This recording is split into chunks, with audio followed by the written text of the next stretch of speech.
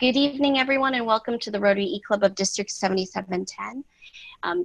I'll pass it over to Kathy to give the introduction of our speaker. Thanks, Jeanne. I'm very, very excited this evening to introduce Lenora Helm Hammonds as our guest speaker this evening. Lenora has taken her passion for music and education and made that her life's work. Lenora is a jazz vocalist, vocal musician and coach, composer, lyricist, and educator with 6 solo recordings, her own recording and publishing company, and an extensive discography with some of the biggest names in jazz and contemporary music. She's a recipient of the Sister City of 2016 Mayor's Award for Promoting International Understanding, 2015 North Carolina Central University Teaching Excellence Award, which is the highest university award for a faculty member. She was a quarterfinalist for the 2015 Grammy Music Educator of the Year Award, Salzburg Global Citizenship Fellow, a UNC Global Educator Fellow, a Fulbright Senior Specialist, and a former U.S. Jazz Ambassador under the auspices of the State Department and the Kennedy Center. I would go. She has appeared in renowned jazz festivals and venues worldwide, including Jazz at the it's the 31st. Schaumburg Center's Women in Jazz Festival, JVC Jazz Festivals, Clifford Brown Jazz Festival, Cape Town Jazz Festival, South Africa, and Fiji Jazz and Blues Festivals. Her career highlights include Jazz Composer Awards from Chamber Music America, Doris Duke's New Jazz Works, and the McDowell Colony Composer Fellowship. She's worked with composers, just to name a few, Andrew Hill, Wayne Shorter, and Branford Marsalis. Lenora is a fierce arts education advocate and has created an online library of vocal training programs at www.lenorahelm.online, a virtual boot camp for vocalists and vocal educators. Most of Lenora's 25-year span of musical achievements as a jazz vocal musician specializing in classic, traditional jazz, standard, and original repertoire to critical acclaim, she's also toured, recording, and performing credits in many genres, including R&B, neo-soul, pop, theater, and opera. She holds a BM in film scoring voice from Berklee College of Music, an MM in jazz performance voice from East Carolina, and she's completing coursework in doctoral studies towards a Doctor of Musical Arts musical education degree at Boston University.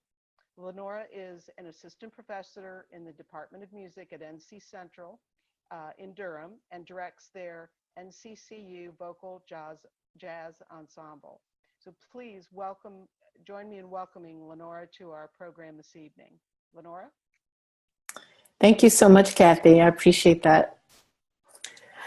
Well, I am very excited and a bit humbled to participate this evening. And when I was asked to join, my first question was, oh my goodness, what will I talk about and what will I share? And I invite you, as I'm speaking, to enter your questions in the chat. And that would help me steer what I'm going to say, because you don't quite know often who you're speaking to when my relationship with your Rotary Club is new. And so I want to be able, for those of you who are on the line, if you think of something as I'm moving through the material that I want to share, just let me know. And I can divert my attention to your question, or if you have ideas that that some of your members may be interested in hearing, then I can address that as well. What I'd like to really share is I have become very excited about the things that we can do online with each other, connecting communities globally, regionally and locally. I work in my wearing my hat as a musician and a music educator.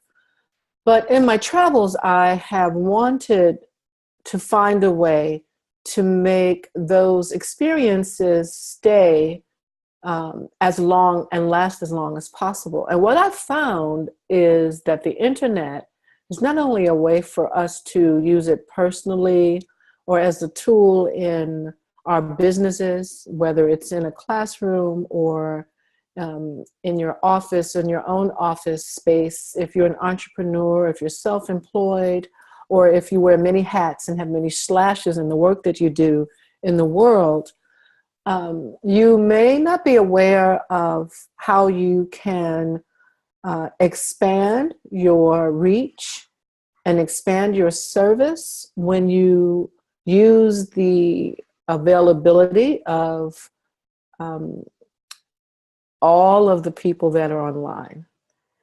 So I'm going to first speak about what that means. And it's for anyone who has something that they share or do, whether you like to share information about your hobbies, talents, or skills, if you're a good cook, if you're good at crocheting, if you're great at organizing, if you are a great parent, have great parenting skills, you know how to put on eye makeup really well. I use it to teach students all over the globe, but I came upon it by accident.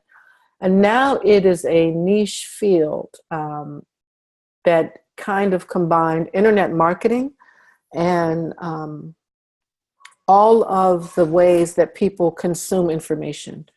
And they say that it's said that we're in an information marketing boom. We're in an information technology. And so this content creation aspect of people's lives happens, sometimes it happens informally, like when you're in social media. You are creating content every time you make an email, every time you respond to someone, whether it's on Facebook, Twitter, Instagram. And some people use it and do it in a very concrete, organized way, like in a blog.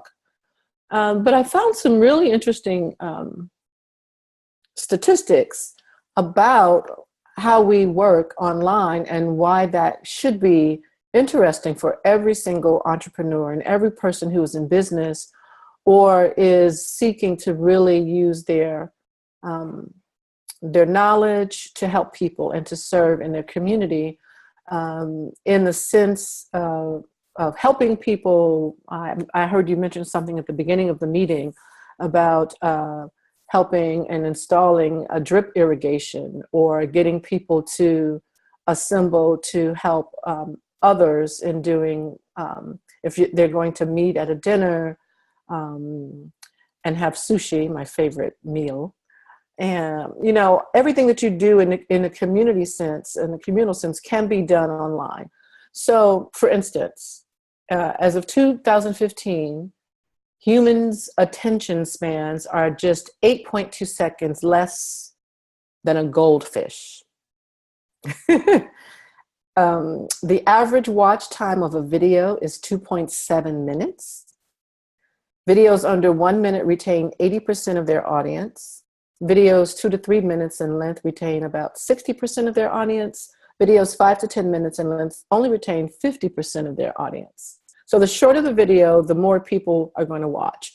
And you see these memes online often, and they're short and they're quick and they get to the point because we've come to the place in our interactions where we have this expectation of get it done quick, say it fast, and get to the point.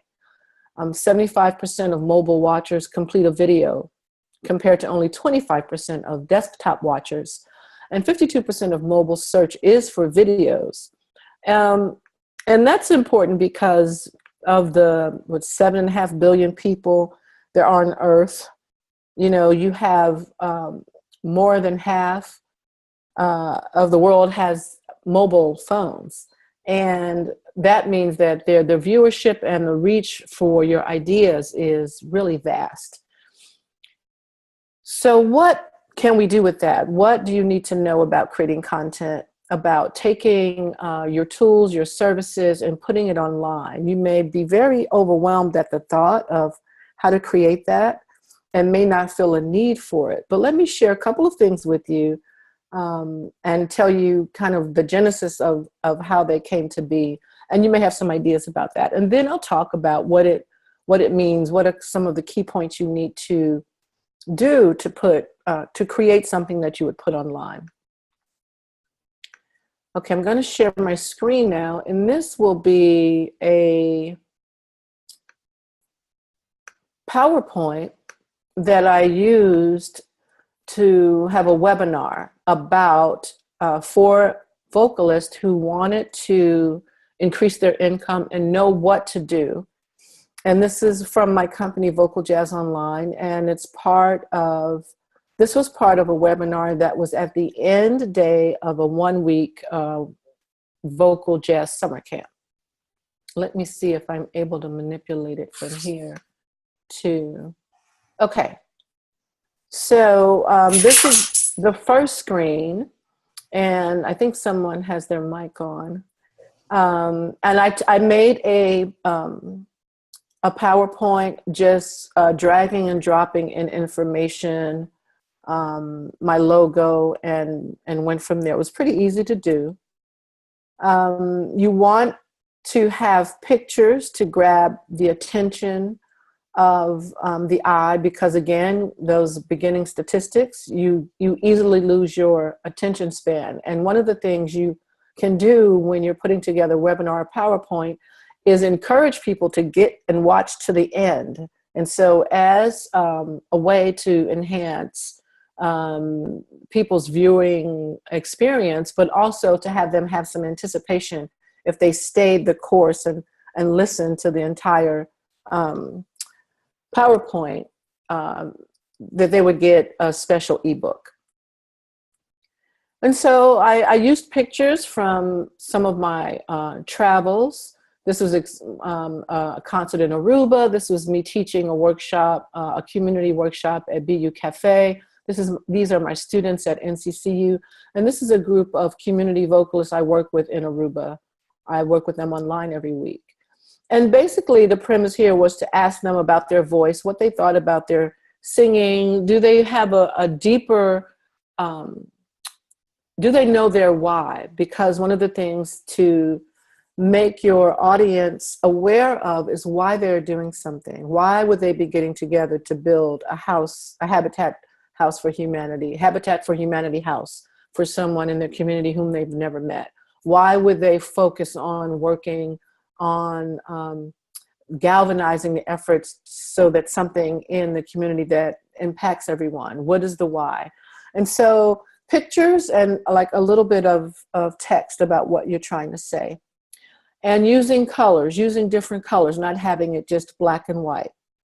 In this particular workshop, I was bringing their attention to the things that they can be successful at if they open their mind to create the opportunity to do something that connected them to the mobile world.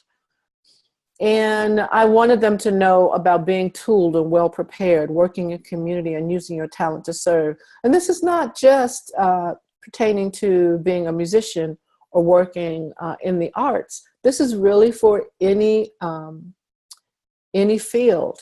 You want to have these concepts and something that you can express and share. And then I talked about, that there are 4 pillars of your income and gave a picture for each one. So I'm going to get into the nuggets about how you put together a presentation that you would put online, because when you're online, 2 things happen.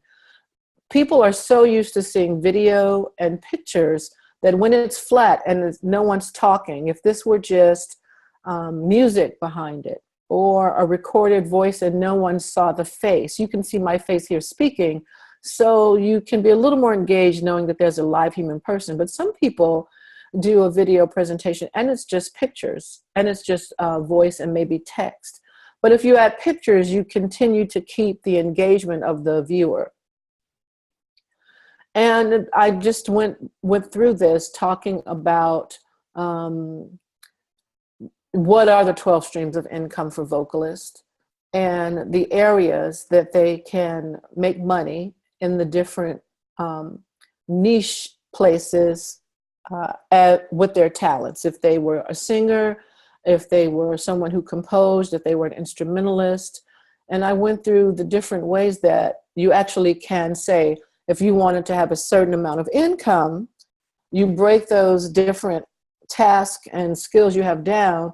And if you did 4 or 5 of them, how much you could anticipate making in a given month and then in a given year.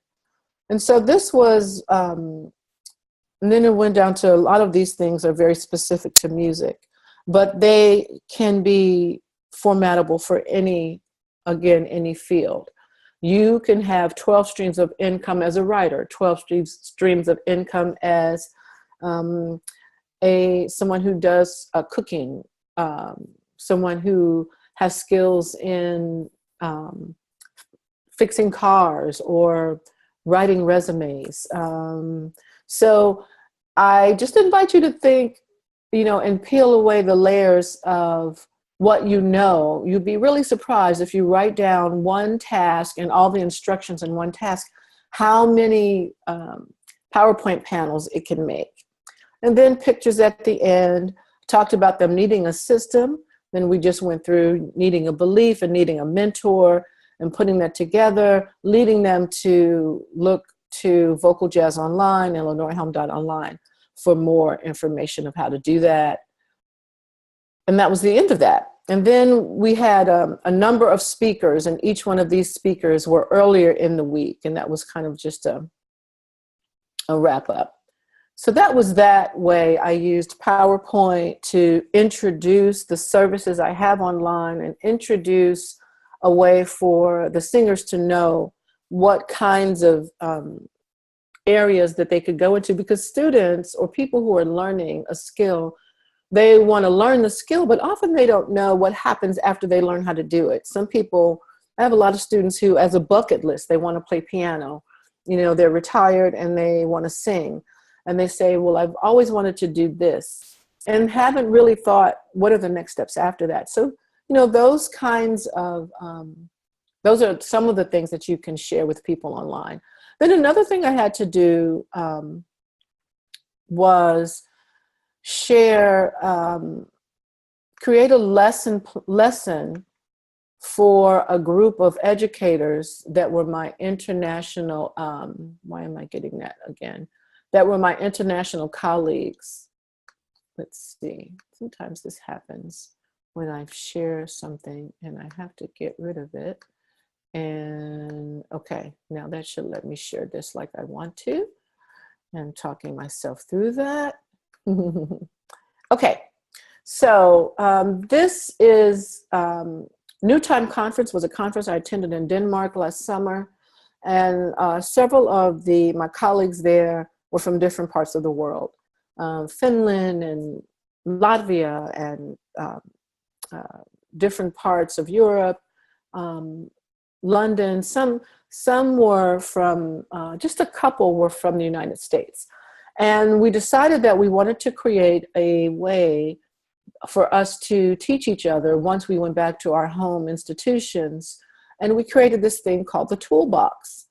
And each of us had to contribute a lesson. And so I did this all on, I love Zoom. I really love Zoom because you can do anything on Zoom. And this is a lesson I did on Zoom. Hello, I wanted to make sure and say how excited I am to share this toolbox lesson with colleagues. I hope that it is helpful, and I hope that it will bring about some inspiration in the work that you will be doing and are doing, students on your campus. I'm going to share some information with you. I'm working in Zoom. And it's about 17 minutes long, but I want to show you this. I started showing like I'm now. That's me up there talking. And I was talking through a PowerPoint I created for instructions on using technology based in your lesson plans. And it was, I'm just going to click through this and I showed them syllabus, different things in my syllabus and a rubric. And then, and there was a recording to actually listen to. All of this was on Zoom. And then I went back to the video. So it was really an opportunity to show how technology can be used, because sometimes you could take the opportunity of what you know to teach your other colleagues. You could use the time in the Rotary. You can have a guest speaker, but each of you could also decide and design something where you share how to set up a vending table, like you were speaking about the vendors and what happens. And, you know, it was really exciting. So this has been a labor of love for me, because it started from, I took a trip to South Africa, and my, the students that I met there, they lived in different townships. They were kind of convened and given this opportunity to take a free workshop with me. And when it was time to leave, we all just cried, because we had so much fun and it was so amazing. And then one of the students, she just was weeping, and she's like, I want to still study with you, but I can't afford to come to the United States. And I felt just like horrible, like, you know, we are very fortunate. Why should geography be the determinant of if you have an opportunity? And if there's one person you can teach or share in your community, there are 100 people globally, or 1,000 people globally. And so since then, I started working with the community music school in Aruba and working with the community school in South Africa, doing it for free at first because I just wanted to do it. And then later learning that there's this entire field of internet marketing. I found a platform called Kajabi, and they have created, I'll show you my website. They have created, this is my, let me go back to sharing this. This is my online store where people can buy CDs, they can buy a song commission, they can buy a package of coaching. I coach one-on-one for people who are creating their music career. And this is a platform, an app called from kajabi.com. And it has its own commerce on it. And so I can take payments and sell items. I also have the ability to have a landing page where people can learn about, you know, the camp and what happens at the Vocal Jazz Summer Camp. I have it the first week in August each year. And they learn about what's in it, and we go from there. So if you are thinking about doing this and you want to start, here are some of the items. Someone said, what were the lesson topics? The lesson topics, was that, Jeanne, was that in the toolbox lesson, or? Yes, the toolbox with you and the other instructors. The toolbox was really interesting. That particular one, I talked about using music composition, using technology as a way to learn music composition. And I gave them PDFs of a rubric and an arranging exercise and so forth, and examples of my students. The other lessons, I don't know if they're here, but they, here's some lessons. Lesson number 1 was how to create a portfolio, and this was a professor from Aarhus, Royal Academy of Music, and they would come in and begin talking. And welcome to our first toolbox. And that was loss. And let's see, toolbox number 2 was about instrumentaries, and they were from Norway. And That was quite interesting too. That may take a little bit to load. One of the things, that'll play. C instrument, and you have the naturals down here, like C, D, E, F, and so on. And up here you have the accidentals, which is C sharp, and so on. You play by playing on these bars with mallets. And all of them were in English so that it would be common, for everyone. And then the one after mine was lesson number 6. And then from the UK, we had developing practice, supporting teaching staff with using the VLE. And this is the Royal College of Music in London.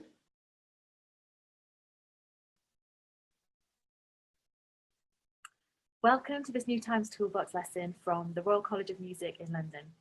I'm Jessica Jones, the Digital Learning Manager here. And in this lesson, I'd like to explore with you how we've been approaching supporting staff with using our virtual learning environment, here referred to as learn.rcm. So it's a lot of different topics, and we got a chance to share each other's knowledge sharing, and it allowed for us to, am I still sharing my screen? No. It allowed for us to get a chance to see what each other's work was about. So I'm going to wrap up here so I leave time for questions. But I have a couple of things I wanted to, guidelines for you if you're thinking of creating content. You want to make sure that you have engagement. I'll share this document so you can see what I'm reading as I go along too. You want to make sure and have engagement that people will stay on your blog or stay with your video, and you get the rewards of what happens if your blog or your information that's online is relevant and is helpful for the end user. Because their algorithms will be able to show and tell wherever it's hosted online, and usually for Google and YouTube, you'll be able to monetize your space or your website and your content. You want to think about when you are creating it, you want to create maximum visitor retention, and you want to think about the user experience. And retaining visitors is at the end, your end goal for focusing on the user experience. You want to put your best stuff up front and keep, the good stuff above the fold. And that's an old publishing and newspaper where the fold in the newspaper, a lot of the stuff, people may not turn over the newspaper. You know how you're standing in Starbucks and you just read the top part while you're there. And to summarize and make bullet points, you'll notice, if you remembered on the PowerPoint I had and on the webinar, I used bullet points and pictures, and you want to give them supplementary content. And this is really important. So because they have 8.25 seconds before their attention goes somewhere else. But if you have a link to something else, hey, here's my blog, you can get a free download, you can get a free ebook. It keeps them engaged in something that's connected to your website and your blog, and that helps that algorithm too. You want to foster a sense of community, and being online with your content and creating a way for your customers to get to you is all about that community that you're creating, the people who are coming to you for what you have. It can be really enticing, or it can be you can get a sense of, wow, I can just get everyone. I mean, how many people are on Facebook? But you really want to get very narrow in your focus and specify and create content that's specific for your audience. Whether you're a real estate investor, freelance writer, your content should exclude everyone but your target audience, and create content for your tribe and only your tribe. Another great way to retain your visitors with your content is to offer content upgrades. Meaning, you'll get a free video. Sometimes people go to my website, they get a free download of a song. If you're creating video, you want it to have a strong opening sequence, a talk bed that fades into you speaking, a strong introduction and a summary of what you're going to speak about. And if you're writing a blog post, you want to grab the attention with a strong headline and introduction. And most of you, you know this. Some of this is, common sense, common knowledge, but sometimes common sense is not so common. So sorry if this is a little redundant for anyone, but just wanted to make sure I leave you with some nuts and bolts.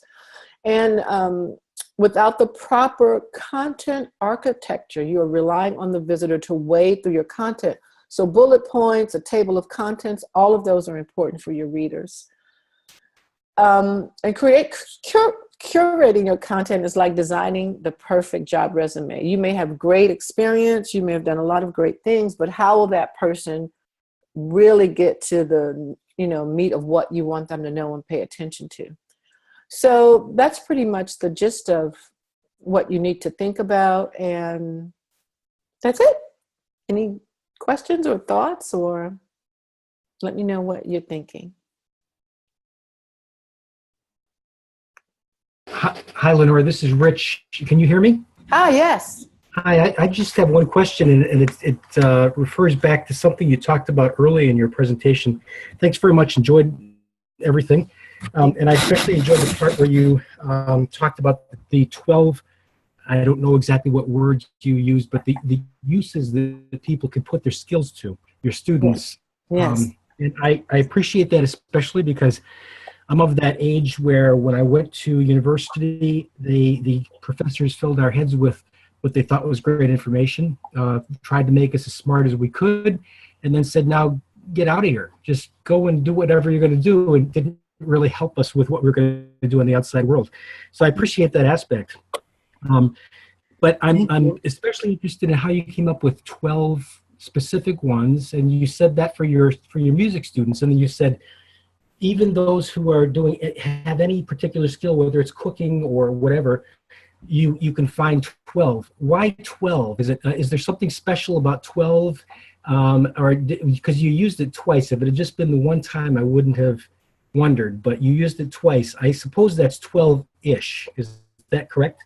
Yes, it's 12-ish. I broke mine down, and I didn't mean to imply that any skill or any ability can be broken down into 12 things. But numbers, if you notice, if you just go online, you notice people use numbers to grab your attention. 5 easy ways to do this. Exactly. 10 easy ways to do it. 99 ways to leave your lover. I mean, so that dates me, right?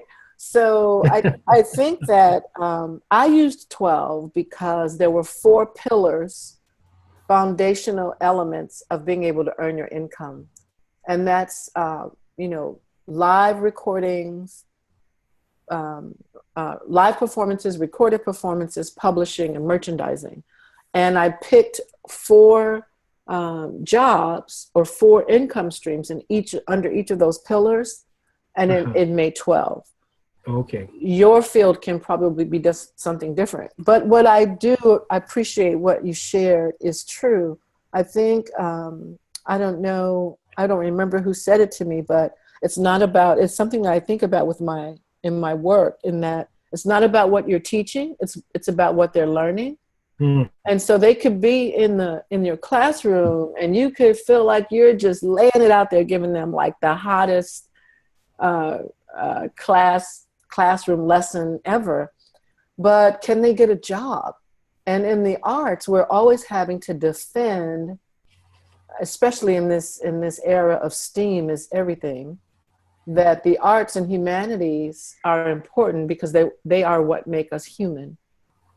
And so being able to teach your students that you can earn a living and you contribute to society in important ways was really, I don't know, that's like my soapbox I'm on these days. Well, stay on that soapbox. I think that's really important. Thank you. Thank you for sharing and for your question. Thank you. Thank you, Lenora. We have time for one more question. Does anyone feel free to unmute yourself or type it in the chat?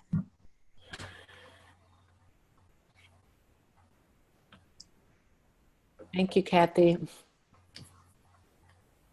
I don't have a question, just a comment. I think it's really good to kind of have like a little bit of a reboot for us too, just to think about other options and ways that we can attract listeners, viewers, and I already have a few ideas based on your talk. So thank you. I really appreciate it. Oh, you're welcome. Thank you. This is Rich again. If you could just tell us just a few words about the music program at NCCU. Sure. Of course, it's the best in the state. Thank you. We like to think so. Yeah. You know, the music program at NCCU is quite unique because unlike we're in HBCU, and we kind of broke the mold because at most HBCUs, historically black colleges and universities, the music department centers around the marching band. And we have a marching band, but it evolved and has a component of a wind ensemble and concert band. But our jazz program is equally known, and at most HBCUs, that's not the case.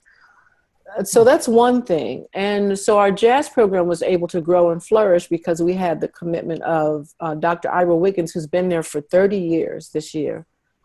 So the program has become internationally known. We have Branford Marsalis and Joey Calderazzo, who are our artists in residence. And it's a program, and our music department has about 100 students, and we offer bachelor's degrees in jazz studies, in music education, in ethnomusicology, and in music industry. And we were the first in the state to offer the Master of Music and Jazz Studies. And we have students from all over the world, and it's pretty exciting. Our jazz festival happens the week of April 17th through the 22nd. We hope to see you there. And you can email me at lhelm@nccu.edu and ask me anything you like. Okay, thank you. Awesome.